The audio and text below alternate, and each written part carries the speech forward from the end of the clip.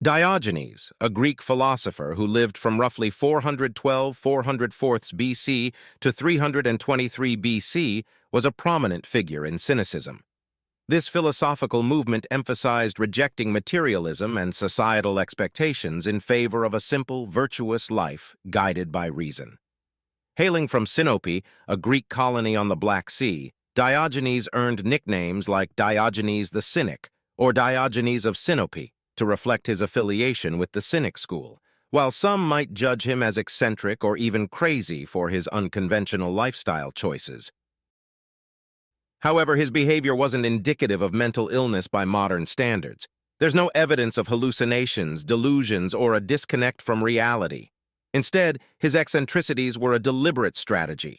He aimed to shock people out of complacency and get them to question the established norms and comforts of their society. Historical accounts portray Diogenes not just as an eccentric, but also as a witty and intelligent man.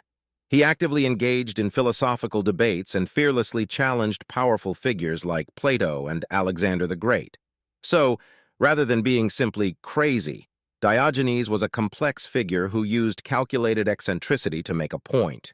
Through his outrageous behavior, he aimed to spark critical thinking about societal structures and promote a simpler, more virtuous way of life. Most of what we know about Diogenes comes from anecdotes with little surviving written work. These stories, though potentially exaggerated, offer a glimpse into his life and philosophy. One story claims Diogenes visited an oracle who told him to deface the currency. After this trouble in Sinope, Diogenes decided this meant challenging the status quo rather than destroying literal money. He traveled to Athens and made it his mission to question established traditions and values. He believed people relied on convenient interpretations of good and evil instead of really thinking about it. Some stories say he became a follower of another philosopher, Antisthenes, who believed in living simply and virtuously. Known for his eccentric lifestyle and sharp wit, Diogenes challenged societal norms and advocated for a life of virtue and simplicity. Diogenes famously rejected material possessions. He lived in a large ceramic barrel, pithos, and wore minimal clothing. He believed happiness came from living according to nature and reason, not societal expectations. He was famous for his unusual antics, like carrying a lamp around in the daytime, claiming to search for an honest man, because he thought most people were dishonest and illogical. Plato wasn't a fan either. Diogenes disagreed with Plato's ideas about Socrates and even disrupted his lectures, sometimes by distracting everyone by eating food during the lectures. He also mocked the powerful Alexander the Great, both in public and directly when Alexander visited Corinth. Diogenes was known for his sharp tongue and willingness to challenge authority figures. Perhaps the most famous encounter involved Alexander the Great offering Diogenes anything he desired. Diogenes simply requested Alexander to step aside as he was blocking the sun. This anecdote highlights Diogenes' independence and disregard for power. Diogenes' legacy lies in popularizing cynicism. Though considered eccentric, he challenged people to question societal norms and live a more virtuous life. Diogenes' bag of curious behaviors goes beyond the well-known ones. Here are a few lesser-known examples that showcase his radical approach. Diogenes believed in living out his philosophy. He once criticized a man for carrying too many possessions. When the man pointed out that even his own staff belonged to Diogenes, the philosopher promptly threw it away, demonstrating his commitment to minimalism. Oratory skills were highly valued in ancient Greece. Diogenes parodied this by delivering speeches to crows. He believed true communication lay in actions, not flowery speeches. Diogenes wasn't just comfortable with public displays of bodily functions, he extended it to his meals. He'd reportedly snatched food from others and even ate raw meat. Diogenes wasn't just a critic, he aimed to teach. He once saw a boy drinking water from his cupped hands. Amused by the boy's resourcefulness, Diogenes threw away his own cup, deeming it unnecessary. Even in harsh winters, Diogenes stuck to his simple living. He'd reportedly roll around in the hot sand to keep warm, challenging societal expectations of comfort and luxury. These behaviors were more than just quirky. They were a deliberate attempt to provoke thought and expose what Diogenes saw as the hypocrisy of societal norms. He believed a virtuous life wasn't about wealth or social status, but about living authentically and critically examining society's values. Besides his contempt for convention, what is most noteworthy about Diogenes as a moral teacher is his emphasis on detachment from those things most people consider good. In this emphasis, Diogenes seems to have intensified a tendency found in Socrates. Certainly, Socrates could be heedless of convention and careless about providing for his bodily needs. To Plato, however, Diogenes seemed to be Socrates gone mad. Still, in Diogenes's attitude, we can see at least the beginning of the idea that the end of life is a psychological state marked by detachment. Counseling the simple and uncomplicated satisfaction of one's natural instincts and desires, Diogenes urges detachment from those things held out by convention to be good. While he is not so explicit, others develop the theme of detachment into the notion of tranquility. The Stoics and Epicureans hold that happiness depends on detachment from vulnerable or difficult-to-obtain bodily and external goods, and consists in a psychological state more under one's own direct control.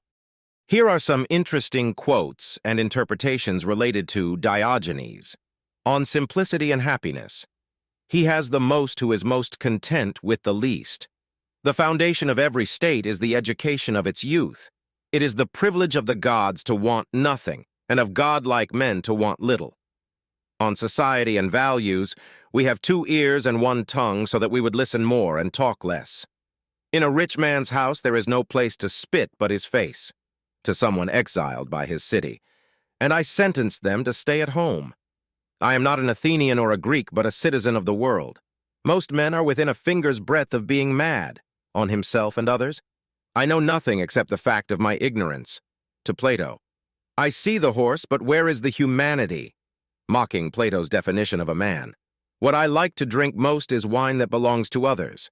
It is not that I am mad, it is only that my head is different from yours. On wealth and power. The great thieves lead away the little thief. Commenting on officials arresting someone for stealing a bowl from a temple. A cynic is a man who knows the price of everything and the value of nothing, criticizing those who prioritize material possessions. Kings do not bury those who die in battle, but those who live at ease, highlighting the hypocrisy of war. On education and knowledge. If you are to be kept right, you must possess either good friends or red-hot enemies. The one will warn you, the other will expose you. Emphasizing the importance of critical feedback. Wise kings generally have wise counselors, and he must be a wise man himself who is capable of distinguishing one. Believing true wisdom allows you to recognize true wisdom in others. On human nature and virtue. No man is hurt but by himself. Believing true harm comes from our own choices and actions. There is only a finger's difference between a wise man and a fool. Suggesting wisdom and foolishness are closer than we think. Dogs and philosophers do the greatest good and get the fewest rewards. Comparing the undervalued service of both. On living a cynical life. Poverty is a virtue which one can teach oneself. To one who asked what was the proper time for lunch, he said, "If a rich man, when you will, if a poor man, when you can." Both in ancient and in modern times, Diogenes' personality has appealed strongly to sculptors and to painters. Ancient busts exist in the museums of the Vatican, the Louvre, and the Capitol. The interview between Diogenes and Alexander is represented in an ancient marble bas-relief found in the Villa Albani. In Raphael's fresco, The School of Athens, a lone reclining figure in the foreground represents Diogenes. In the spirit of Diogenes, here's a blunt and thought-provoking takeaway from his life, delivered as if he were there himself. Look around you, you scurry like ants, obsessed with trinkets and fleeting pleasures, fancy clothes, gilded cages you call homes. What good is any of it? This jar is all the roof a man needs. Nature provides if you have the courage to listen. Strip away the unnecessary, the social games, the empty words. Sharpen your mind, not your possessions. You call yourselves civilized, yet you wage war, hoard wealth, and poison the very earth that sustains you. Are you blind to your hypocrisy? I search for an honest man, one who lives with reason and virtue, not the whims of society. Are you him? Doubtful. but perhaps these provocations will spark a flicker of awareness. The path to a good life is simple, but not easy. It requires rejecting the herd mentality and forging your own path. Question everything, embrace discomfort, and for goodness sake, stop talking so much and start living. Now, if you'll excuse me, I have some sun to bask in. Don't stand in my light. At Oracle 101X channel, we hope that you have enjoyed another philosophy profile made, so it will help you find yourself in your life's journey.